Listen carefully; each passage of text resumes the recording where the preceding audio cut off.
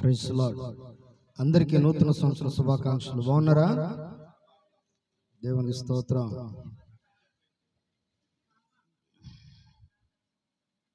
Okay, దేవుని యొక్క మాటల వైపు మనసు పెడదాం.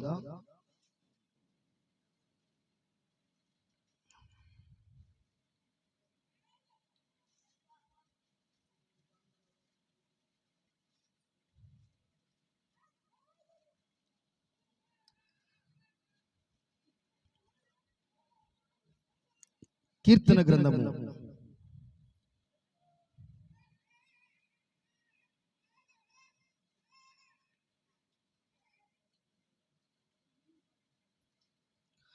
18వ కీర్తన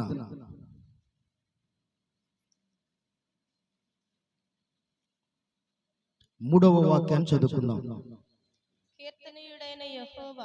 కీర్తనీయుడైన యెహోవా యెహోవాకు నేను మొరపెట్టగా ఆయన నా శత్రువుల చేతిలో నుండి నన్ను రక్షించును. ఆమేన్. బాగా గుర్తుపెట్టుకుందాం. కీర్తనీయుడైన యెహోవాకు నేను మొరపెట్టగా ఆయన నా శత్రువుల చేతిలో నుండి నన్ను రక్షించును. ఇదేనా మన ఒక నూతనమైన వాగ్దానం.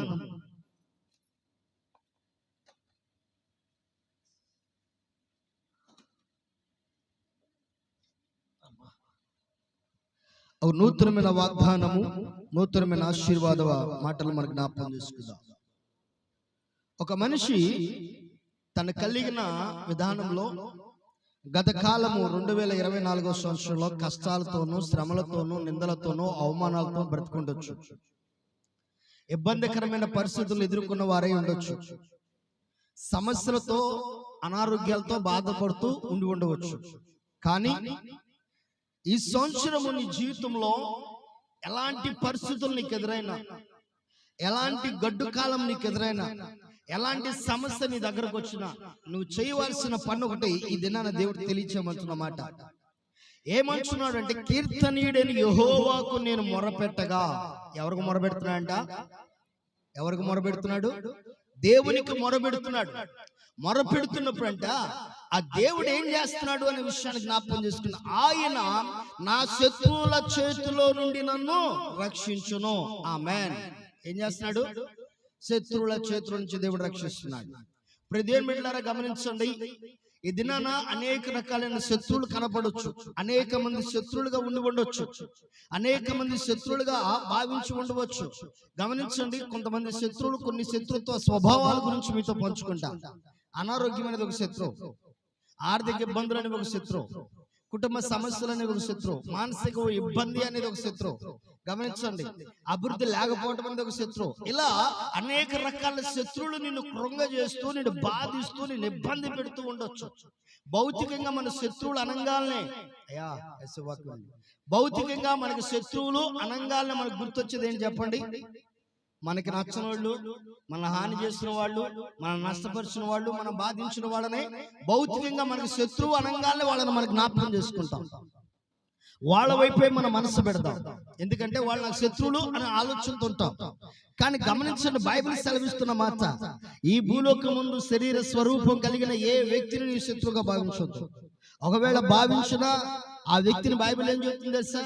నీ శత్రువును ఏం చేయాలంట? ప్రేమించాలంట. ప్రేమిస్తావా? ఒకవేళ భావిస్తే ప్రేమించలేవు. మరి శత్రువుకి ఎందుకు భావించడం? అర్థమైందండి? ప్రేమించలేని గుణ లక్షణం లేనప్పుడు శత్రువుగా ఎవరిని భావించకూడదు. ఒకవేళ నష్టపరిచారా, స్తోత్రం వదిలే. గాయపరిచారా, స్తోత్రం వదిలే. ఇబ్బంది పెట్టారా, స్తోత్రం వదిలే. ఇట్లా దేవుని స్తుతిస్తూ వారిని వదిలి పక్కన పడేస్తే వారి గురించి ఆలోచనలు పెట్టుకోవద్దు. సాధ్యమైనంత వరకు సమాధానంగా ఉండు, లేకపోతే పక్కనుండి. అంతేకాని శత్రువుగా వారిని భావించవద్దు. శత్రువుగా వారి గురించి ఆలోచన చేసి నీ ఆత్మీయ జీవితాన్ని, భక్తి జీవితాన్ని పాడు చేసుకోవద్దు. బైబిల్ సెలవిస్తున్న మాట, ప్రతిదిన బిడ్డలారా, కీర్తనీయుడైన యెహోవాకు నేను మొరపెట్టగా ఆయన నా శత్రువుల చేతిలో నుండి నన్ను రక్షించను. మొరపెట్టేటప్పుడు భక్తులకు ఒక ఆలోచన వచ్చింది. కీర్తనీయులైన భక్తులకు ఒక ఆలోచన వచ్చింది. ఈ దినమున వాగ్దానము అనేది నీ నోట బయటికి రావాలి. ప్రతి వారికి ఒక వాగ్దానం తీసుకుని ఉంటారు. చాలా సంఘాల్లో వాగ్దానం తీయరు. ఎందుకంటే బైబిల్ అంతా వాగ్దానమే అంటారు చాలా మంది. ప్రతిదిన బిడ్డలారా, బైబిల్ అంతా వాగ్దానం కాదు. బాగా గుర్తుపెట్టుకోండి, బైబిల్ అంతా వాగ్దానం కాదు. బైబిల్లో 5 విషయాలు ఉన్నాయి. బైబిల్ 5 విషయాలు దాకా ఉన్నాయి. బైబిల్ అంతా వాగ్దానము కాదు. దేవుడు మనకిచ్చిన వాగ్దానం బైబిలే. బైబిల్ అంతా వాగ్దానమే అంటారు. బైబిల్లో 5 విషయాలు ఉన్నాయి. బైబిల్లో ఆజ్ఞలు ఉన్నాయి. బైబిల్ ఏమున్నాయి? ఆజ్ఞలు ఉన్నాయి. బైబిల్ ఏమన్నా తెలుసా? హెచ్చరికలు ఉన్నాయి. బైబిల్ ఏమన్నా తెలుసా? హెచ్చరికలు ఉన్నాయి. బైబిల్లో ఏముందో తెలుసా? వాగ్దానాలు ఉన్నాయి. బైబిల్ ఏమన్నా తెలుసా? వాగ్దానాలు ఉన్నాయి. బైబిల్లో ఏముందో తెలుసా? ప్రతి బిడ్డలారా గమనించండి. బైబిల్లో మనం ఎలా బ్రతకాలో, ఈ భూలోకం ముందు ఎలా మనం జీవించాలో, ఎలా నడుచుకోవాలో బైబిల్లో స్పష్టంగా రాసి ఉంది. బైబిల్లో ఇంకా ఏముందో తెలుసా? ప్రతి బిడ్డల ఆశీర్వాదాలు దాకా ఉన్నాయి. బైబిల్ ఏమున్నాయి? ఆశీర్వాదాలు ఉన్నాయి. శాపాలు ఉన్నాయి. బైబిల్లో శాపాలు ఉన్నాయి. అంటే ఇవన్నీ వాగ్దానం కింద వచ్చేస్తాయా? శాపం వాగ్దానం కింద తీసుకుంటావా? వాగ్దానం కింద తీసుకుంటావా? ఓ రోజు అంటే ఒక ఆయనకి బైబిల్ తెరిచి చదివే అలవాటు ఉందంట. ఇలా బైబిల్ ఓపెన్ చేసి చదివే అలవాటు ఉంది. ఒక రోజు తన పుట్టినరోజు వచ్చిందంట. ఆ రోజు బైబిల్ ఓపెన్ చేయగల నిశ్చయముగా నీకు మరణం సమీపించును అన్నాడంట. ఏముంది? నిశ్చయము నీకు మరణము సమీపించు. ఇక్కడ బైబిల్ ఓపెన్ చేయగల వచ్చిందండి మరణం. అమ్మో, ఇదేంద్ర ఈ మాట వచ్చింది, నాకు మరణం సమీపించిందా అని భయపడటం ప్రారంభించాడు. అంటే వాగ్దానం కింద తీసుకోవచ్చు కదా బైబిల్ అంతా. కనుక గమనించండి, దేవుడు లేఖన గ్రంథంలో శ్రేష్టమైన కొన్ని వాగ్దానాలు ఇచ్చాడు. ఇవి చాలా ప్రాముఖ్యమైన వాగ్దానాలు. దేనికంటే బలపరచుటకు, వాగ్దానం దేనికంటే ధైర్యపరచుటకు, వాగ్దానం దేనికంటే నిరీక్షణ కలిగించడానికి, వాగ్దానం దేనికంటే విశ్వాసులను స్థిరపరచుటకు, వాగ్దానం దేనికంటే నీ ఆత్మీయ జీవితాన్ని ఉన్నతంగా తీర్చిదిద్దటానికి. నేనున్నాను నీకు తోడు, భరోసా నేను చెప్పు అని చెప్పడానికి వాగ్దానం. ఈ రోజు అట్టి వాగ్దానాన్ని నీ జీవితంలో నువ్వు సార్థకం చేసుకున్నావు కదా. ఈ వాగ్దానం నీ పట్ల నెరవేరాలి అంటే, ఈ వాగ్దానం నీ పట్ల నెరవేరాలంటే ఆ వాగ్దానాన్ని ఎప్పుడు నువ్వు దాన్ని స్మరించాలి, ఎప్పుడు ఆ వాగ్దానాన్ని గురించి ఆలోచన చేయాలి. ఈ సంవత్సరాంతం వరకు ఈ వాగ్దానం నీ పట్ల నెరవేర్పు జరగాలంటే నువ్వు ఎలా ఉండాలి, ఎలా ఆలోచన కలిగి ఉండాలి అనే విషయాన్ని జ్ఞాపకం చేసుకుందాం. చదవండి పరిశుద్ధ లేఖన గ్రంథంలో యోబు భక్తుడు సెలవిస్తున్న మాట. యోబు గ్రంథము 29వ అధ్యాయము 5-6 వచనాలు ఒకసారి చదవండి. సర్వశక్తుడు ఇంకను నాకు తోడయుండెను. 3-4 వచనాలు కూడా చదవండమ్మా. అప్పుడు ఆయన దీపము నా తలకు పైగా ప్రకాశించెను. దీపము నా తలకు పైగా ప్రకాశించెను. ఆయన తేజము వలన నేను చీకటిలో తిరుగులాడుచుంటిని. నా పరిపక్వ దినములలో ఉండినట్లు నేనుండిన ఎడల ఎంతో మేలు. అప్పుడు దేవుని రహస్యము నా గుడారమునకు పైగా నుండెను. సర్వశక్తుడు ఇంకను నాకు తోడయుండెను. దేవుని రహస్యం అనగా దేవుని యొక్క మాట, దేవుని యొక్క వాక్యము, దేవుని యొక్క ప్రత్యక్షత ఎలా ఉందంటే తన గుడారానికి పైగా ఉందంట. ఇప్పుడు అంటున్నాడు, ఏమంటున్నాడు? సర్వశక్తుడకు దేవుడు ఇంకను నాకు తోడై ఉన్నాడు. నా పిల్లలు నా చుట్టూ ఉండిరి.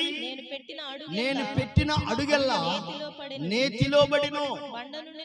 బండ నుండి నా నిమిత్తము నూనె ప్రవాహముగా పారెను. బాగా గుర్తు పెట్టుకున్నాం.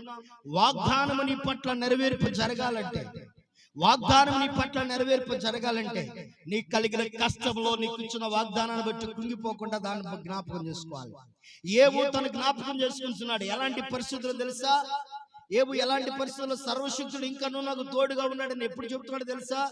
తనకి కలిగిన బాధలు, తనకి కలిగిన శ్రమలు, తనకి కలిగిన ఇబ్బందులు 6 బాధలు కలిగినాయంట. 6 రకాలుగా కీడు సంభవించిందంట. 7వ కీడు కూడా ఏమికి వచ్చిందంట. అప్పుడు చెబుతున్నాడు ఎన్నో కీడు, ఎన్ని రకాల కీడులు వచ్చినాయి, ఎన్ని రకాల నష్టాన్ని అనిపిస్తున్నాడు? 7 రకాలు. 7 రకాలైన నష్టాన్ని అనుభవిస్తున్నప్పుడు చెబుతున్నాడు ఏమని? సర్వశక్తుడు ఇంకను నాకు తోడుగా ఉన్నాడు. మరి నువ్వు చెప్పగలవా? ఏదన్నా నష్టం జరిగితే చాలు, అమ్మో పోయిన సంవత్సరం బాగుందే, ఈ సంవత్సరం కంటే ఈ సంవత్సరం ఎంత అయిపోయింది మన పరిస్థితి. గమనించండి, ఏదైనా సమస్య జరిగితే చాలు, కానీ దేవుడు నిన్ను ప్రేమించడానికి ఇచ్చిన వాగ్దానం ఏమైంది?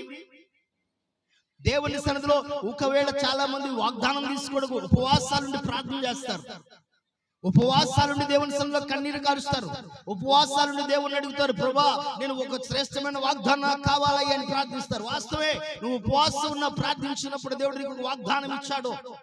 ఇప్పుడు ఈ వాగ్దానాన్ని చాతబరుచుకుని నువ్వు ప్రార్థిస్తున్నావు. ఈ ప్రార్థన నీకు ఏమైంది? ప్రతిఫలంగా ఇవ్వట్లేదా? మేలుకరంగా రాలేదా? ఆశీర్వాదకరంగా జరగలేదా? నీకు జరగాలి కదా.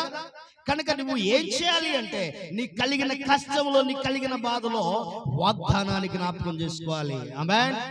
దేనికి జ్ఞాపకం చేసుకోవాలి? వాగ్దానానికి జ్ఞాపకం చేసుకోవాలి. ప్రభువా నాకు ఈ వాగ్దానం ఇచ్చావే.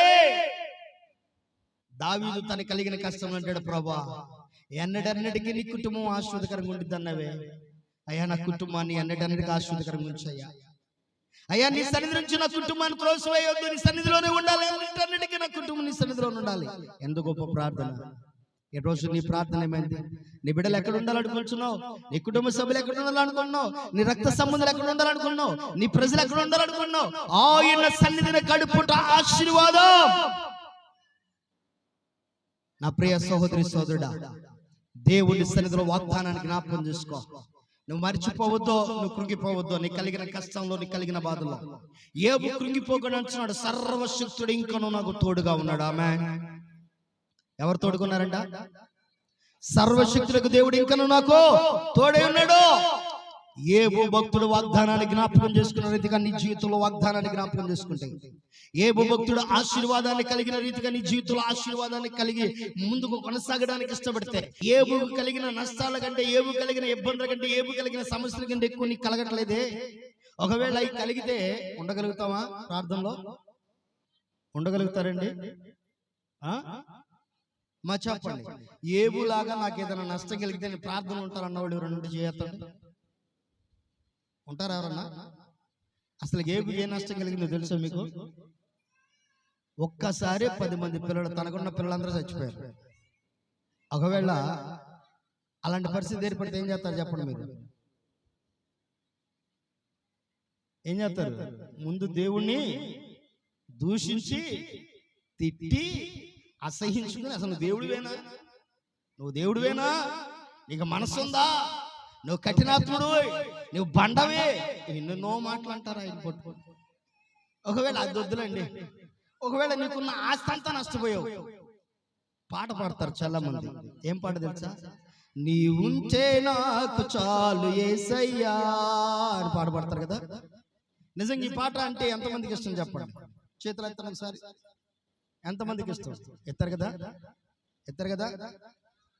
ఆస్తులన్నీ పోయినా అనాథగా మిగిలిన అన్నప్పుడు చెప్పండి. ఇప్పుడు ఇష్టం అన్నవాడు చేస్తాడు. ఇప్పుడు ఆస్తులు పోయి అనాథగా మిగిలిన పైకెత్తు అక్కడ చేయి, దేవుడు చూస్తున్నాడు.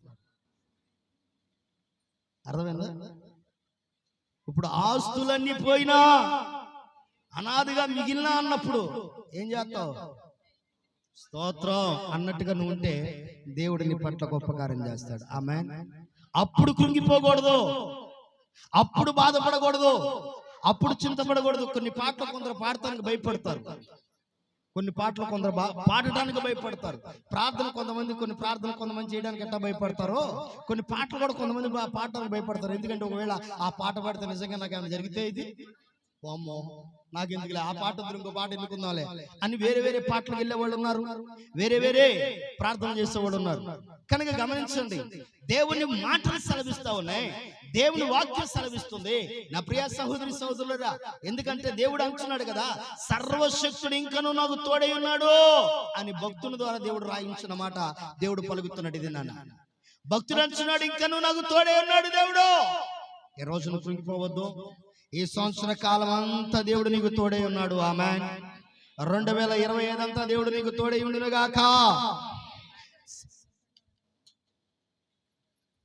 సర్వశక్తులకు దేవుడు నీకు ఇంకా నువ్వు తోడై ఉండును గాక. ఆమేన్. మరొక మాత్రం అక్కడ చెప్తున్నాడు భక్తుడు. ఏమంటున్నాడు తెలుసా? నా పిల్లలు నా చుట్టూ ఉండిరి. తన పిల్లలు ఎక్కడ ఉన్నారంట? ఏడున్నారు? తన పిల్లలు తన చుట్టూ ఉన్నారంట. నువ్వు చెప్పగలవా? నా పిల్లలు నా చుట్టూ ఉండిరే. కారణం ఏంటి తెలుసా? దేవుని యందు ఈ శ్వాస ఉంచగలిగితే నిశ్చయముగా నీ పిల్లలు నీ చుట్టూ ఉంటారు. ఆమేన్. అప్పటికి 10 మంది పిల్లలు చనిపోయారు. పిల్లలు లేరు, ఒంటరి వాడైపోయాడు. భార్య దూషించింది. దేవుడు దేవుడు అంట. దేవుడు ఏం చేశాడు? దేవుడు తిట్టుపో అని చెప్పి దూషించి వెళ్ళిపోయింది. స్నేహితులు వచ్చారు ఓదార్చడానికి, స్నేహితులు తిట్టి వెళ్ళిపోయారు. గమనించడం, దూషించడం ప్రారంభించారు. శరీరం అంతా భయంకరమైన ఇబ్బంది పడుతూ ఉంది. కురుపులు, చీము, రక్తం కారుతా ఉంది. ఆ మంటకు తట్టుకోలేక బూడిద పైన పోసుకోవడం ప్రారంభించాడు. ఒంటి మీద బూడిద పోసుకుని బయట దొరికిన చిల్లా పింగు తీసుకుని గోక్కుంటా ఉన్నాడు. ఒళ్ళంతా ఎక్కడ పడితే అక్కడ గోక్కుంటూ ప్రారంభించాడు. అంత భయంకరమైన పరిస్థితిలో ఉన్న అంటున్నాడు. ఏమని? నా పిల్లలు ఇంకా నా చుట్టూ ఉన్నారు. ఒకవేళ ఈ మాట ఎవరైనా చెప్పారంటే ఏమంటారు చెప్పండి? ఏమంటారు? పిచ్చోడు, పిచ్చి పట్టింది. పిల్లలు చచ్చిపోయేసరికి, భార్య దూషించేసరికి, అందరూ వెళ్ళేసేసరికి ఏం పట్టింది? పిచ్చి పట్టి పిచ్చి మాటలు మాట్లాడుతున్నాడు. చచ్చిపోయి ఉంటే పిల్లలు చుట్టూ ఉంటాం ఏంది అసలు? చూడండి ఏం మాట్లాడుతున్నారు. చచ్చిపోయి ఉంటే చుట్టూ ఉంటాం ఏంది అసలు? పిచ్చి పట్టి కాదు మాట్లాడుతున్నా అంటారు. పిచ్చి పట్టి కాదు, వాగ్దానం. దేవుని మాటలకు వాగ్దానం. దేవుని సన్నిధిలో బలమైన ప్రార్థన పరుడు చెప్తున్న మాట ఏమిటో తెలుసా? నా పిల్లలు నా చుట్టూ ఉన్నారు. కారణం ఏం తెలుసా? అపవాది నన్ను శోధిస్తుంది. ఒక రోజు సర్వశక్తులకు దేవుడు అపవాది శోధన నుంచి నన్ను విడిపిస్తాడు. గట్టిగా చెప్పడం కూడా దేవుని నామమున మహిమపడదాం. అపవాది శోధన నుంచి దేవుడు నన్ను విడిపిస్తాడు. విడిపించినప్పుడు నిశ్చయముగా దూరమైన నా పిల్లలు నా చుట్టూనే ఉంటారు. ఆమేన్. ఒకవేళ శోధన కాలంలో నువ్వు ఉన్నావు, కష్టకాలంలో నువ్వు ఉన్నావు, ఇబ్బంది కాలంలో నువ్వు ఉన్నావు, శ్రమల కాలంలో నువ్వు ఉన్నావు, బాధ కాలంలో నువ్వు ఉన్నావు, అయితే దేవుడు అంటున్నాడు నీకు తోడుగా ఉండే దేవుడు అంటున్నాడు. డోంట్ ఫియర్, అవిద్యో, నేను నీకు తోడుగా ఉన్న, భయపడు.